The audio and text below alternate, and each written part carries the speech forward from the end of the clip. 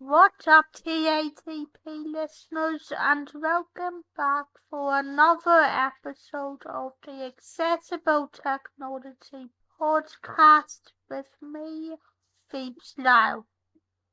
For those of you who are new to this podcast or haven't listened to it before, this is a podcast where I talk about how everyday technology can become more accessible for those who are disabled, as well as telling you what the least accessible technology of the modern era is, while also sometimes including feedback for technology companies on how they can make their technology even more accessible, which is something that I have an interest in, given that I am actually disabled myself.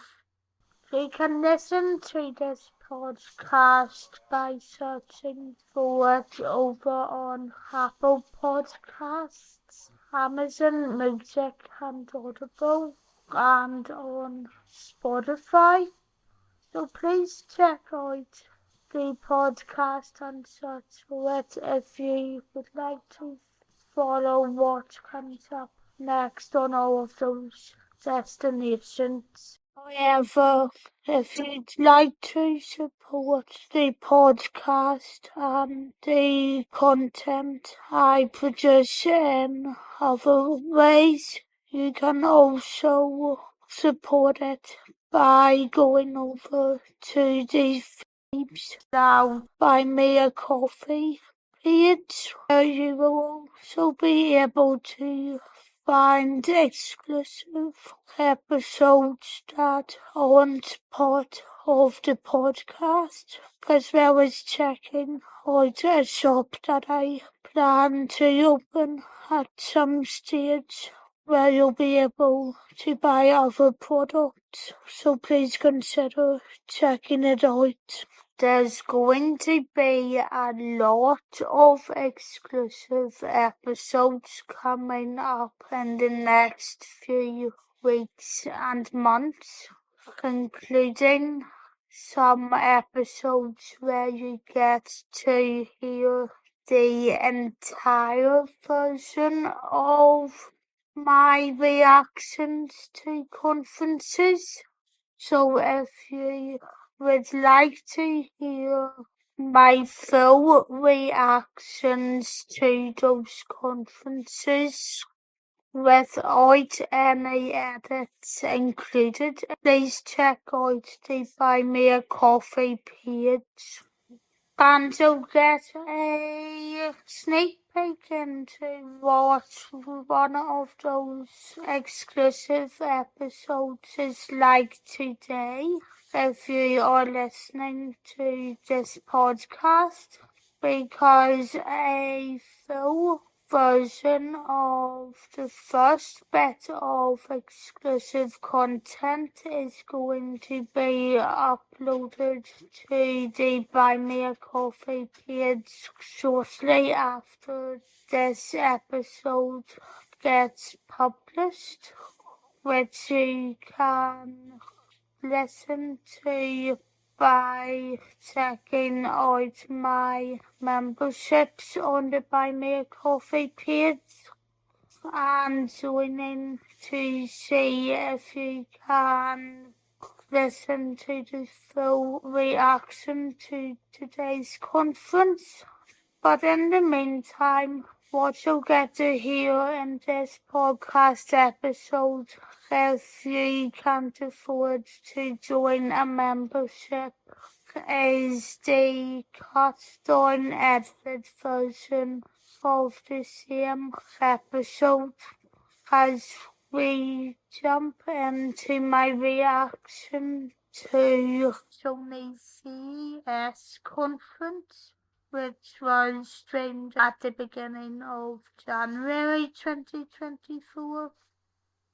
However, it might be slightly difficult for me to keep going with the topic at times, given that I am actually more of an Apple fan, but hey, I guess we have to eventually admit that more technology companies exist in the world other than the one company that you are mainly attracted to.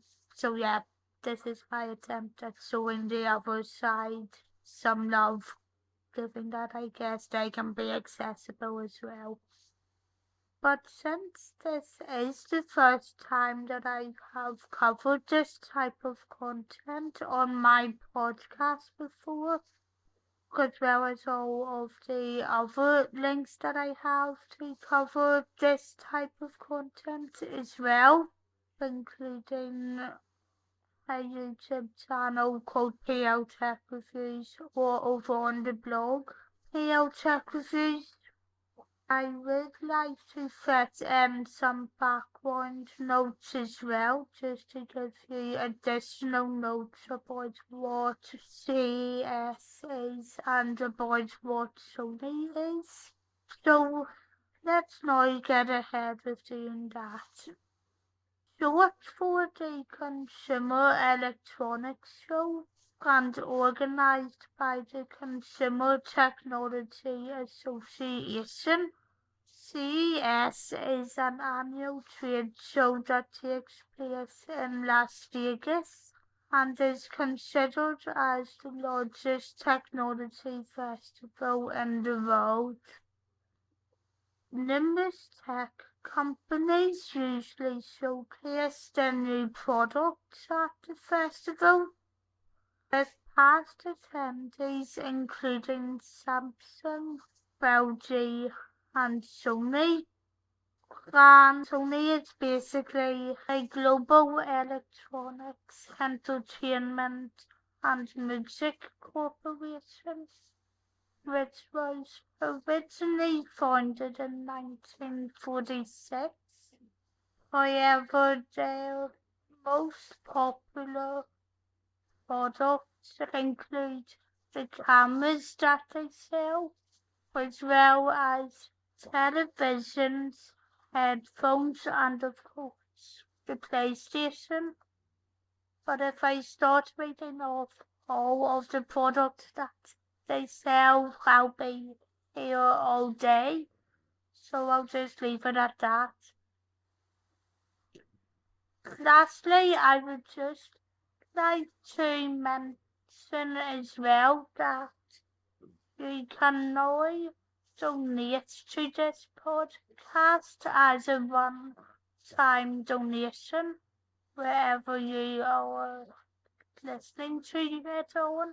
So please, if you would like to help me continue producing this podcast and also to expand it further so that I can even bring interviews with disabled guests as well as big technology brands and tech experts at some point.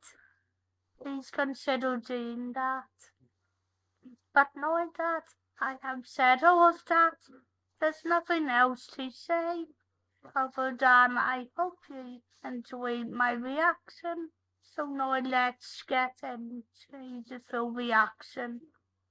At Condo Trip, we bring together incredibly diverse groups of creators. Whether they're photographers, cinematographers, or YouTubers, they are storytellers. We give them a place to build a community and to share their voices. Helping creators navigate opportunities while protecting the authenticity of their work is a priority for both of our businesses. We're collaborating with the Associated Press and other industry leaders to create a digital birth certificate for images shot on our cameras. We constantly listen to our community, from the Associated Press to the most influential filmmakers. Their voices are reflected across our entire lineup of products. This holds true for our new Alpha 9 Mark III, the world's first full-frame mirrorless camera with a global shutter image sensor, empowering creators to capture what has never been captured before. yet probably with not many accessibility features brainstormed.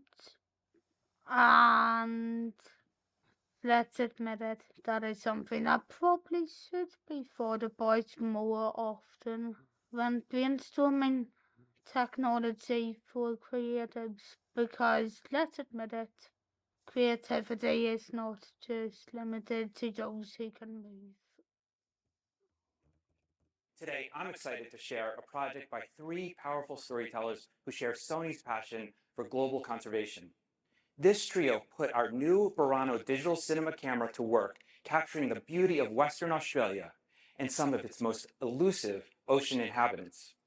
With its compact size and world's first features, Burano met their needs for both mobility and flexibility while pushing the boundaries of filmmaking. I'm looking forward to continuing these groundbreaking creative pursuits like these from both of our teams. So yes, that camera did look good, and by all means, I'm sure those who have used it will be very happy with the amount of features that the camera has. However, before I watch any more of this conference, I would just like to say that filming, videography and photography is something that I do have a very big interest in and would be very interested in getting into. I do also have a couple of opportunities coming up later this year, which I will need to know various different cameras for. However, Sony, what you should be doing if you want to make your video cameras and photo cameras more accessible, as I'm sure you'll want to do, is to even just include features such as voice control, which of course has been included in cameras that have come out in the last few years, for example GoPro. But seriously, you should really consider including that technology in your cameras. Plus, what if you even developed a guided clip-on or plug-in device that would allow people like myself who cannot often use the buttons around the camera to plug in external switches so that we could have a camera set up and just have these switches placed wherever we can access them easier. That would be so much easier and a lot more interesting with making your cameras more accessible, and I'm sure that non-disabled customers would love voice control features as well as something to look into, so you wouldn't even have to develop two separate cameras.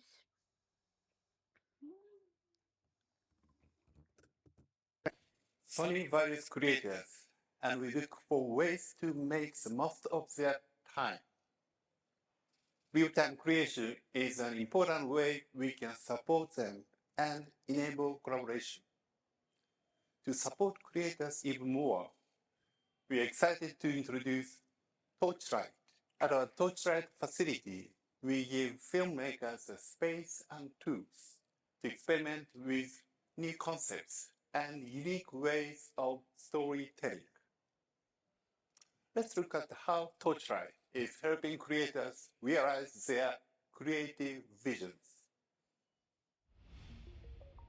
Torchlight started, because I was trying to find a way that filmmakers could iterate and be creative without the pressure that is created by the normal filmmaking process. Torchlight is fortunate enough to work with Sony Pictures and Sony Tokyo. Whereas at Torchlight, filmmakers come in and find new ideas instantaneously using performance capture, virtual cameras, photogrammetry tools, all of the latest pre-production technologies with their own hands. As opposed to a traditional pipeline, we're able to do all of these different Again, however, when working with softwares like you're using there, has anyone thought about including preferences that you could even do with one finger or one hand? PlayStation has been the leader in gaming innovation for decades, building a community of avid fans and game developers. Let's see how much PlayStation has been working on accessibility and how much it also offers to other gamers as well. Have to say, PlayStation is something I might look into checking out at some point, even if it involves getting some stuff loaned in. So yeah, might look into that later on in the year. But let's see what's new with them anyhow. Last month, we announced that PlayStation 5. Last year, we developed Gran Turismo Sophie, our most competitive AI agent. It is now available to Gran Turismo players on PS5.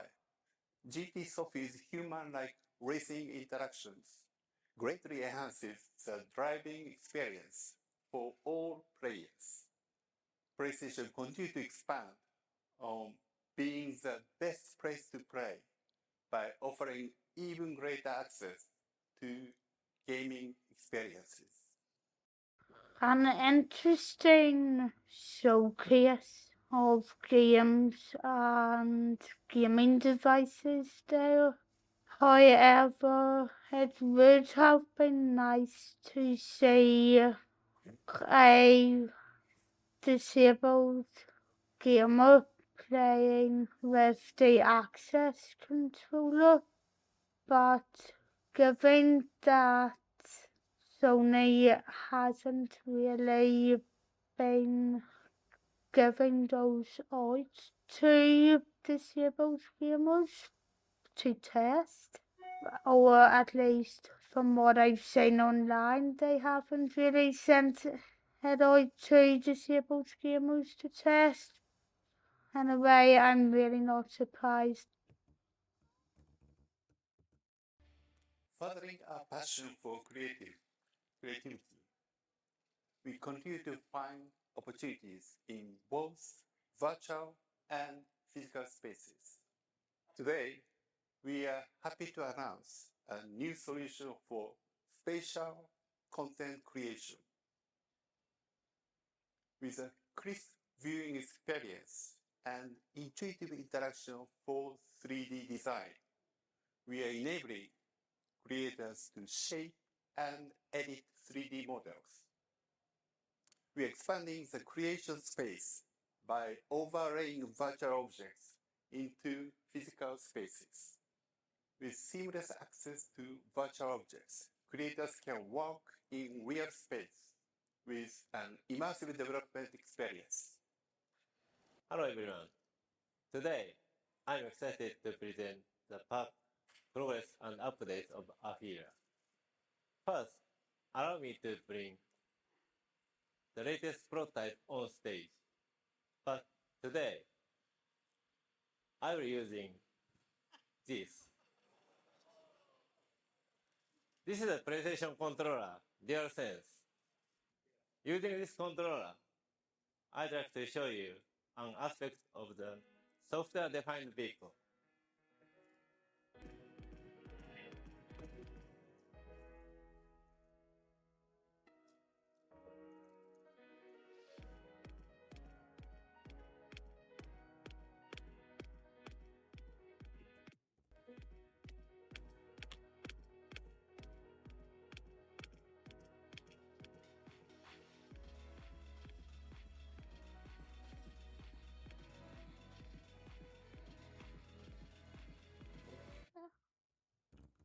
interesting name for the colour, however, being Afeela, but considering how you can be attracted to quite a lot of things these days, if a colour takes your fancy, then quite a good name if you want to feel sexual towards it.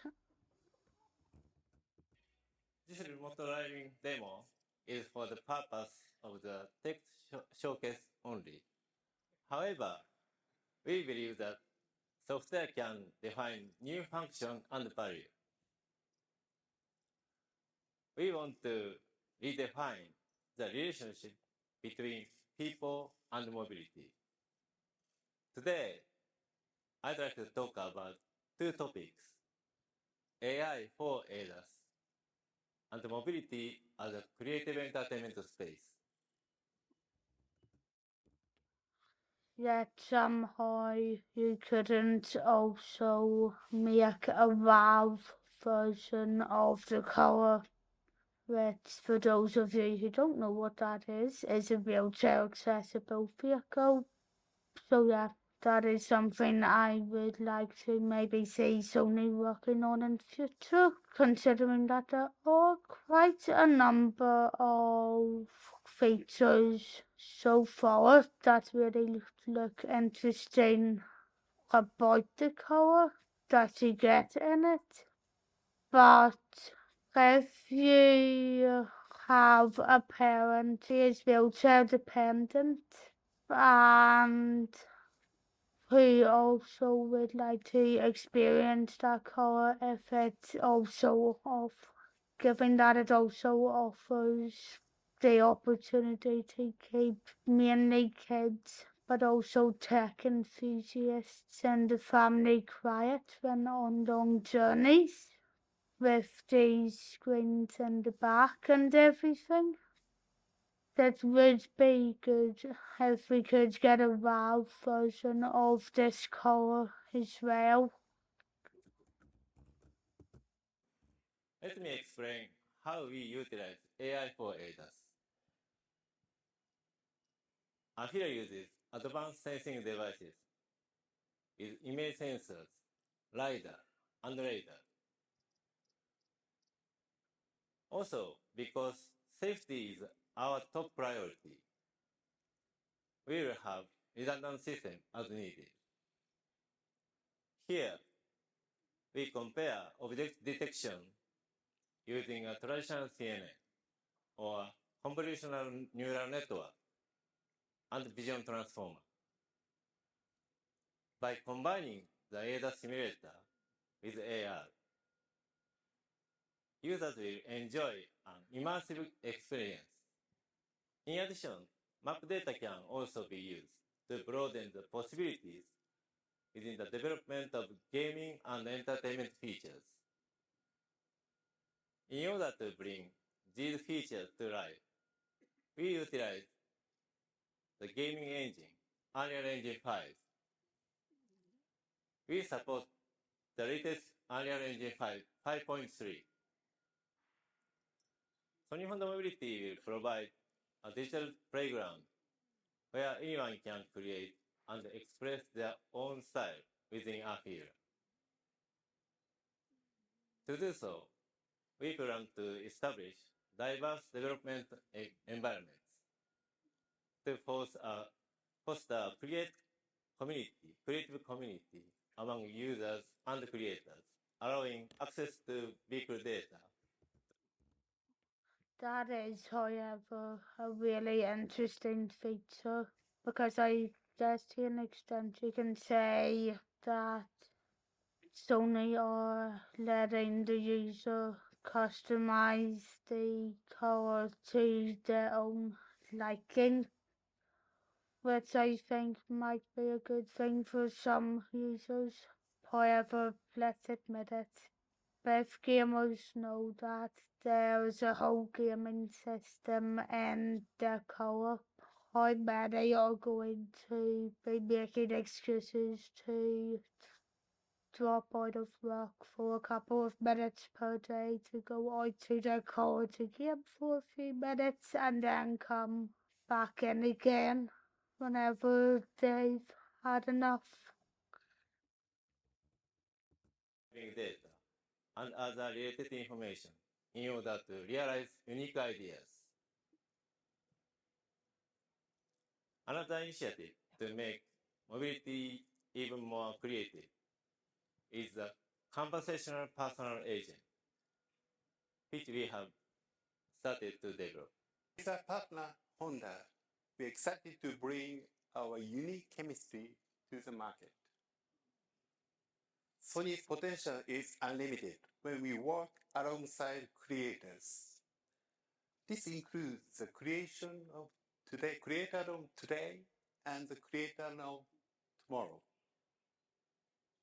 This photo of the Earth was taken by young creators in Japan using our nano satellite.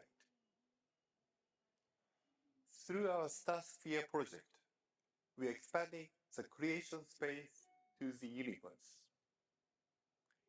We are also focused on building communities that can help create equity and social cohesion. In this way, the Kando experiences we hope to create can also be a force for good. People are at the heart of creativity. We embrace their ideas and elevate their stories as we continue to power creativity with technology. Thank you for being with us today. Enjoy CES. Right, so overall, I did find a lot of the technology and improvements in new technology that Sony is bringing out interesting.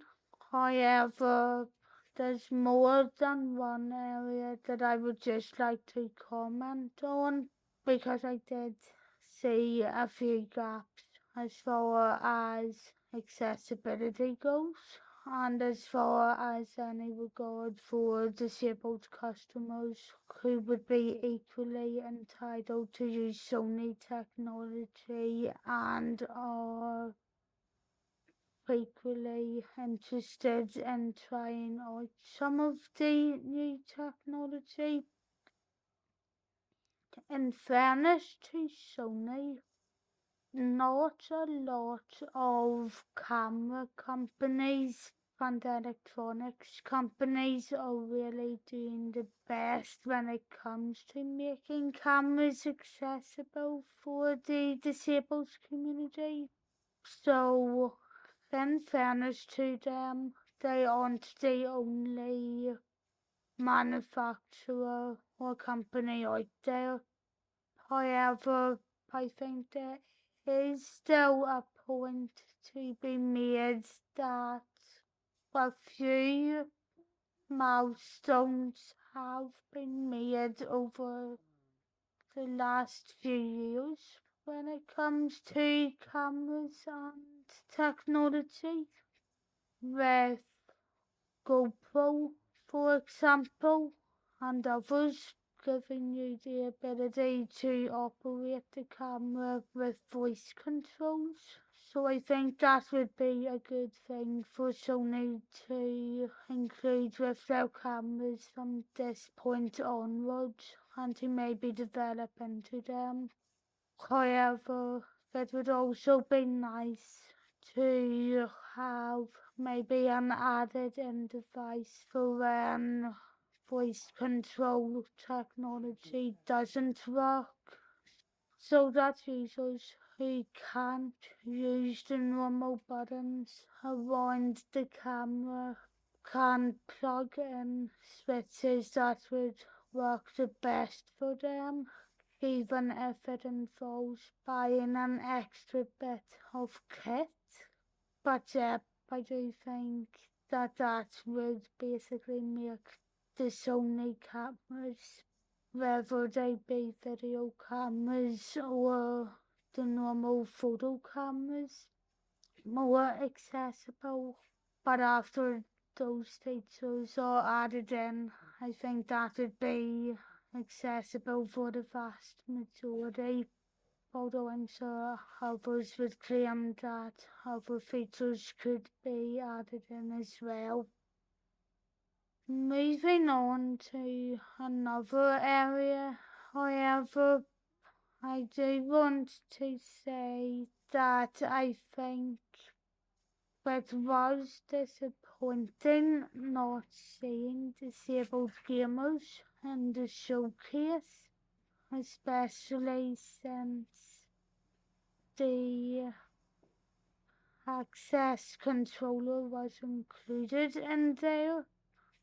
But this might also include having to actually find out and to call for disabled gamers to get involved. But Sony, that is something that you could do very easily. And I know personally, if I saw something like that on Twitter or social media calling for disabled gamers to come and say what all they thought about a particular device made for them, I think I would definitely jump at that opportunity. And I do think overall that including more disabled people in their research could also act towards the goal of getting more cars with AI and more products with AI that are accessible for everyone. You might have been able to tell from my reaction there that I have a couple of mixed feelings about the technology that Sony showcased. But let me ask anyway, what did you think about the technology that Sony showcased at CES? Was there anything you liked or disliked? Or will you be ordering anything that was showcased? And if so, what is that? You probably won't think this after listening to the reaction, but funnily enough, there are actually some good things I believe Sony are doing, although they could equally improve.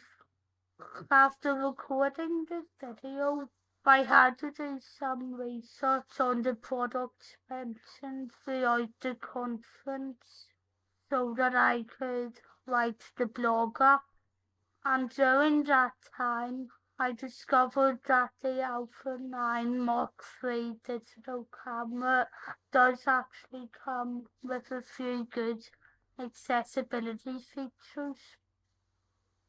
These features include screen reader, the ability to enlarge the text that appears on the screen, the ability to add colors to the outline of a focused area if you have any visual problems or you're blind or colorblind, and the ability to customize buttons, which is actually something that could help people with some light physical disabilities. So it is obvious that they are moving in the right direction. However, as I said, it isn't good enough, and there are actually some things that Sony could be doing to make their technology better, although in fairness, this doesn't just apply to Sony because other camera manufacturers do exist. So I'll extend what I'm going to say next to every one of them. Sony, if you are listening to this podcast and would like to know what you could do to make some of your cameras more accessible, I would suggest that maybe introducing a voice control feature exactly like what GoPro do at the minute, but that would also be able to extend to being able to carry out all of the basic camera functions that the camera is capable of doing. Would be a good idea, as well as maybe developing a third-party accessory that could be plugged into the cameras, which accessibility switches could also be plugged into as well, so that people with severe physical disabilities can plug in accessories to help them and place them wherever is best. I would also extend this feedback to other camera manufacturers as well, so that they can make their cameras more accessible, because honestly, photography and filmography is something that I have a really big, huge interest in, and will be taking up a job hopefully later on in the year, where I'll be able to practice with all of that. However, if after listening to this feedback you have other ideas about how cameras could become more accessible, and you would like to pass on some of your thoughts, you can include them in our review wherever you're listening to this podcast on, as well as via the contact pages over on my Phoebs Tech Reviews site, pltechreviews.co.uk, or over on my other website, phoebelau.com, which is a portfolio website for all of the different journalism areas that I'm interested in getting into, including film, TV, theatre reviews, and concert reviews, accessible tourism reviews, political blogs, and videos. And which I've recently just got back to updating as well. So you'll be able to check out more of the content I'm doing over there later on in the year and in the next few weeks and months. However, you can also check out my YouTube channel for that website as well by looking up Phoebs Journalism, and of course you can see the video version of the reaction that I did by going over to my PL Tech Reviews YouTube channel, and I will hopefully have a full reaction to and uncut version of the reaction up on my Buy Me a Coffee page, which will be included in the episode notes below. If you would also be interested in checking out my journalism website, you can also find my other podcast, the Phoebs Loud podcast, by searching for it over on Apple Podcasts, Amazon Music and Audible, and on Spotify. But don't forget, you'll also be able to listen to some of my first bits of exclusive content as well, which includes a completely unedited version of the reaction and an uncut version of the reaction by going over to my Buy Me a Coffee page. There will be some more episodes coming out on this podcast in the next few days, including a reaction that I did to Samsung's CES conference, and then I'll be getting into reacting to Xbox's Developer Direct conference. However, after that, I'll then be getting into some product reviews, including a product review of my Gen 1 Pro, MacBook Pro, and some more reviews of the customized DSi that I have been checking out. But the time scale of all of that depends on when I'm going to be starting my job and everything, so I can't exactly commit to doing it exact time scale for it, although you will be able to check out the episodes then by just keeping an eye on my Twitter, which is OX account over at Phoebs Lyle, which is probably the best way. If you would like to follow me on X, or as it was formerly Twitter, you can do so by searching for @Phoebs Lyle. But if you would like to follow me on Instagram as well, you can find me on Instagram by going over to the real Phoebs Lyle. You can also follow the blog if you have a WordPress account by going over to WordPress and just clicking follow if you search for pltechreviews.co.uk. However, links to the YouTube channel are all below, and you'll be able to find all of the other links below as well. So please consider checking them out. Anyway, thanks for listening to this episode, and I'll talk to you all with the next one. Bye!